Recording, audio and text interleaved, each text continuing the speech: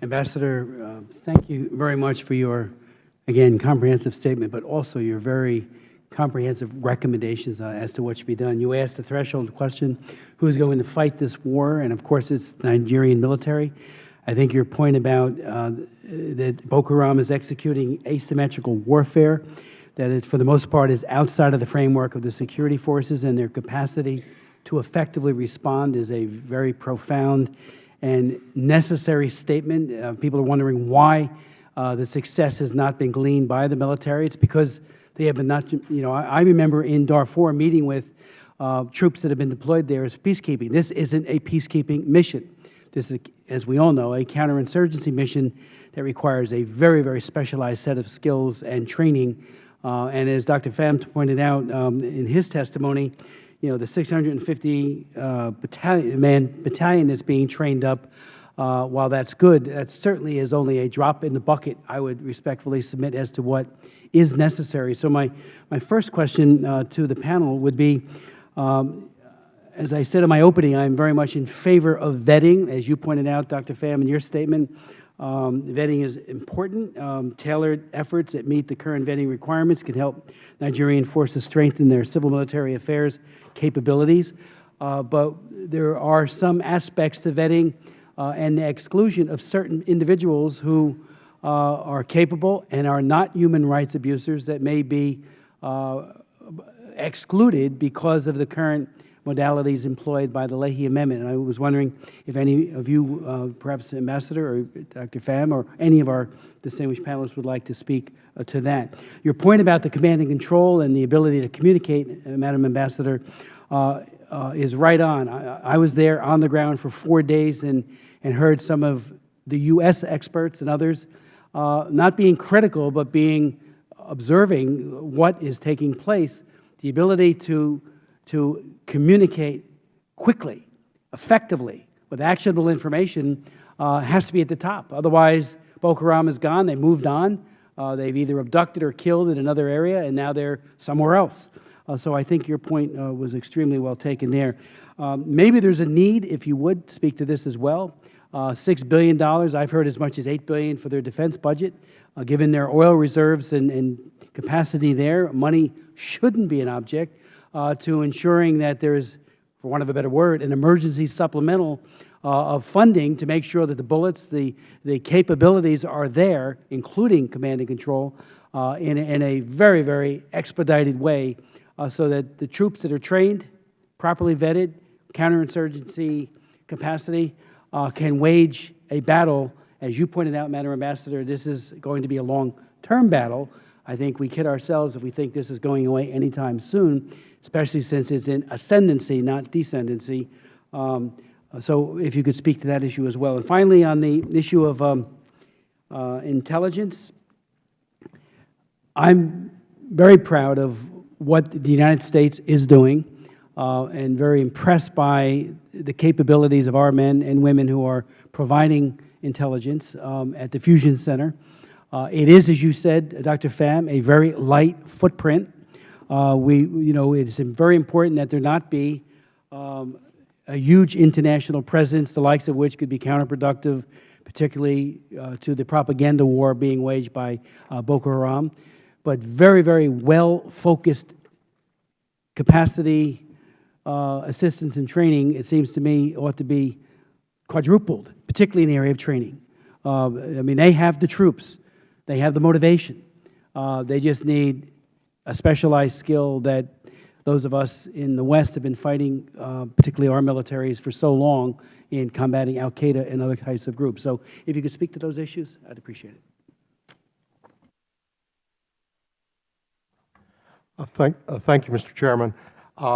Let me just briefly address your 3 points and then defer to my colleagues. On the Lay Amendment, we all share the belief that, by and large, lay law protects U.S. interests in the long term. But you do raise the question of the exclusion of qualified individuals who might be useful in this current fight. I would emphasize, I think, that the lay law, as I understand it, excludes battalion and brigade level units that have been implicated in or at least well documented human rights abuses. In many respects, what is needed in many of these units to raise morale also is not only training, but reforming them in new units that give them a new identity, a new step pride. So in a way, I don't want to say the lay law is irrelevant, but in a way, with our workarounds, although already we've vetted 187, I believe, Nigerian military units and 173 police units. So there are actually whole Nigerian units that could receive assistance even now in their current form. But for other units, I think we can get qualified people. And sometimes that's the best thing we've learned in our own experience of the last decade and some of war, sometimes pulling people from different units and forging them together is the best way to move ahead. So I think there are workarounds. We just need to be creative about it. Secondly, with respect to resources, I would tend to emphasize if we can get more, no puns intended, bang for our buck with Nigeria's neighbors. Nigeria is a wealthy country. It needs training, but it can afford resources.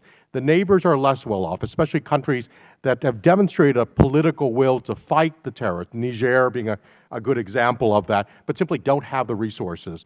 And there, because it's a smaller country, smaller military, we can better account for the funding being spent, and the multiplier effect of having them seal their borders, which Boko Haram has been using to crossing Niger, Chad, other countries, might be a better use of our limited resources, and then devote our resources in Nigeria to training rather than materiel, which Nigerians are more than capable of paying for themselves.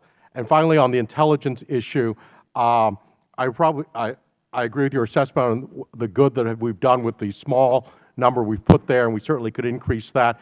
One thing I would be remiss if I didn't use this opportunity to raise the fact that we do not yet, after years of constantly talking about this year in, year out, and Ambassador Sanders, I think, will be able to comment on, we have yet to deploy a diplomatic mission north of Abuja.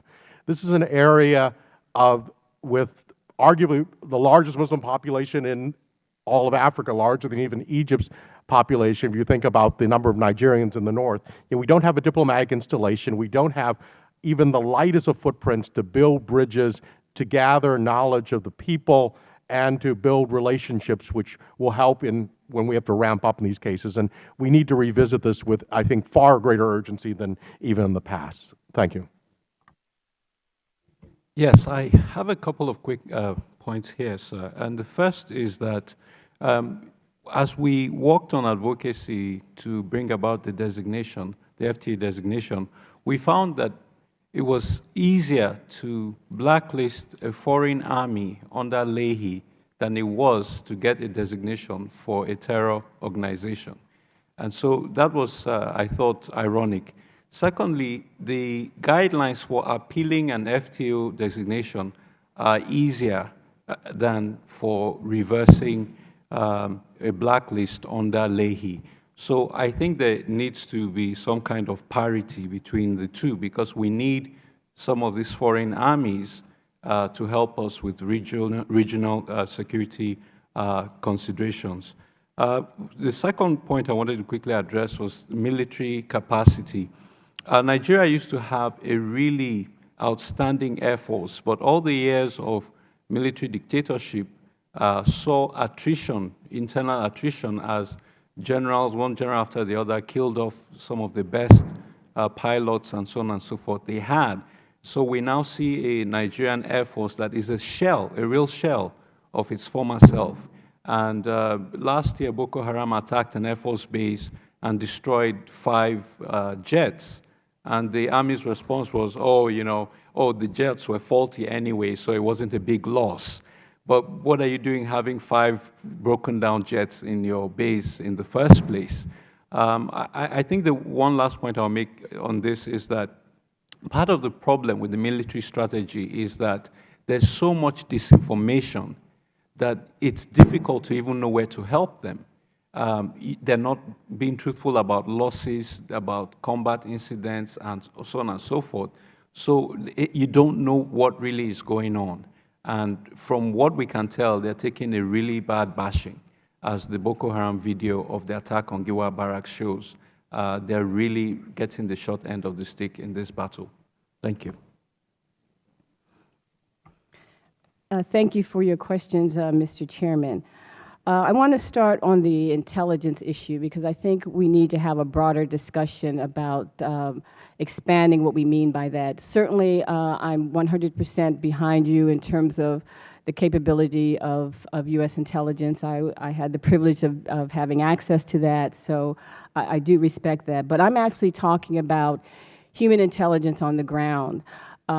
Having a way to either better communicate with villagers and locals living in the area so you get a better sense of what's going on, which is why I kind of raised the language issue, because I remember being up there and being with Hausa speakers in terms of even the military and police contingents that were with me, and not being able to communicate once we got outside of Maiduguri with the population outside of the capital, because they weren't speaking the same language. So when you look at some of these outlying areas, I was wondering whether or not, as part of the strategic communication, that needs to be looked at. So, because maybe they're just not being able to communicate with each other. I'm not reducing the issue any by saying that, but I think it's an issue that needs to be looked at.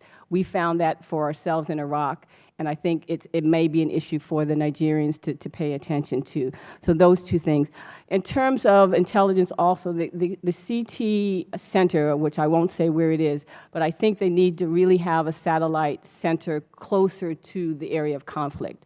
Because if everything has to come back to where that center is located to be analyzed and reacted to, you are looking at days and sometimes weeks here to do that. So that's a reality that I think, I won't say it's a quick fix, but it's certainly a reality that can address some of the issues. And then in terms of troops, I don't know how many of the troops who served in Darfur and Mali are either being included, maybe they're not even based in the north, I have no idea, but are they in this group that's been vetted that can actually provide some intel in terms of how you deal with asymmetrical warfare to their colleagues on the ground? I think that's a big issue. They have only a small special forces unit, and so maybe that's additional. I think maybe the trainers that we have there now from the U.S. are helping to do that, but their special units need to be expanded, and they have to have more mobile units than they have right now. Transportation from one point to another, I don't know if you've been up there or my colleagues have been up there in recent times, but it is a very, very difficult environment to travel in. So I can't underscore enough the need for equipment, vehicles, and others. On the human rights issue— Would you yield briefly? Would you encourage the Nigerian government to do an emergency supplemental, as we would do here, as we have done time and again, to appropriate additional funds? Because it seems, I mean, I heard story after story of too little ammunition, too little of everything. And how do you fight a battle or a war when you don't have the capability in terms of munitions? I have two responses to that. One, I think the money is there and they have enough money to do it. I don't think the money is being deployed properly, and I don't think it's getting to where it needs to be. So you can add more money to the fire, but if it still doesn't get deployed where it needs to be and utilized properly, you're still going to have the same issues. So I would stress deployment and utilization of the resources they have more effectively and more efficiently, and getting to the right people that need to have it. And certainly in the Northeast, they're short on a lot of things, even fuel, you know, to get from one place to another. On the human rights issue, one of the things that I had suggested when I was on the ground recently, not this year, but the end of last year, was really looking at having fast-track military courts on human rights issues, so that there's transparency in the process, that the public knows, the military knows, and there's a sense of addressing impunity if things do happen in the human rights arena. So that hasn't been done yet, and I still think that that's something that they could do. The neighbors cannot be stressed enough. Their role is extremely important. They don't have the resources, but it's not only just resources. There's a general mistrust in sharing intelligence across countries. And I think that somehow maybe we can play a facilitating role in helping address that mistrust, because without that kind of coordination, cooperation, and communication, then all the human intelligence stuff that we're talking about, even hard intelligence, is not going to be useful if it's not responded to in an effective and coordinated manner. On FTO, I can just say this. I think that and then I'll go back to Leahy, but on FTO, I would encourage, Mr. Chairman and Ranking Member Bass, that your committees and your staff take a look at the details of the FTO. We are in a completely new global environment. When you look at the date on some of these updates, 1985, 1988, 1989, you know, we are in a completely different global world today than we were at that time, and we have I won't say a Cold War element here because it's not, the dates don't correspond, but in a way it's structured that way. And in the end, I think that a closer look needs to be taken for the FTO so that we don't wait 12 months, 25 months, 33 months to designate an organization that needs to be designated as such. So I would encourage that. I've already talked about the equipment issue. On presence in the North, that is really a thorn in my side, I must say, and I presume that my colleagues who are on the ground there feel the same. We have tried, I know, to establish a presence in the North for several times. When I was there, there was an administrative decision, at least. We didn't get to implementation phase to try to have a small consulate in Kano. There were a lot of administrative challenges to executing on the ground, most of which was security. How do we protect the Americans that would be there? What we did have there in Kano, in Bauchi, and in Borno, and I went to all three sites, we did have an American corner presence. I don't think because of the state of emergency that we can have those anymore and the security situation. So the diplomatic issue, fundamentally and theoretically is absolutely on target. The reality, though, makes it a challenge for us as a government. How do we protect the people that are there, and how can they effectively do their jobs if they're then hunkered down and can't get out? So that's a reality that we'd have to talk about because American lives come first.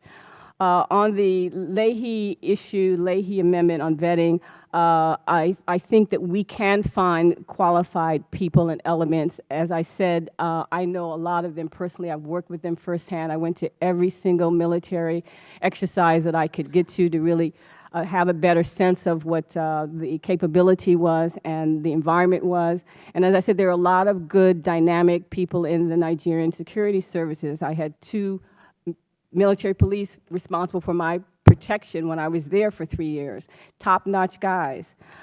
So I would argue that, let's, walk the fine line that we have to walk on this, provide the training and assistance that we need to provide to the elements that we are sure of that have not been implicated in human rights violation. If they can stand up a fast-track military court to be able to address those other issues, let's get that done.